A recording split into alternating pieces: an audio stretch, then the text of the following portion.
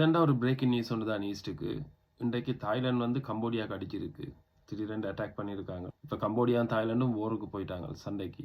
என்னத்துக்கு திடீரென்று இவங்க குழம்பினாங்கன்னா, மேயில வந்து இந்த வருஷம் வந்து அவங்கள போர்டரில் வச்சு ஒரு கம்போடியன் சோல்ஜரை தாய்லாந்து சோல்ஜரால் சுட்டுட்டாருன்னு சொல்லி அது ஒரு பிரச்சனையாக கிளம்பினது. இப்போ இந்த அவங்கள இன்டர்நேஷனல் கோர்ட்ஸுக்கு கொண்டு போயிருக்காங்க. தாய்லாந்து அதுக்கு ரெஸ்பான்ஸ் பண்ணாமல் இப்போ திடீரென்று இன்றைக்கு கம்போடியாவுக்கு அட்டாக் பண்ணியிருக்காங்க.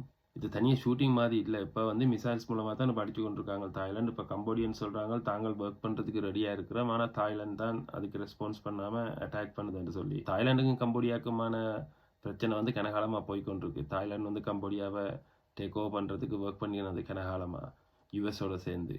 இப்போ இதுக்குள்ள வந்து யுஎஸ்ன்னு தலை போட்டிருக்கிற மாதிரி தான் போகுது கதை.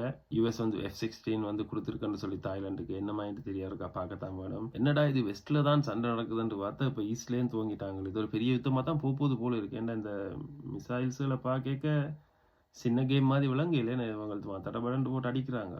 ஈஸ்ட்லேயும் கிளப்பிட்டாங்களா யுத்தத்தை. இப்போ என்னடா இந்த பாகிஸ்தானும் இந்தியாவும் கொழுவுப்பட்டாங்க. இப்போ இந்த சைனா அதுக்குள்ளே வந்து தலையை போடுவோன்னு பார்த்தா இப்போ திடீரென்று எங்கேயும் இல்லாமல் இருந்து வந்து தாய்லாண்டும் கம்போடியாவும் திருப்ப கிளம்பிட்டுது.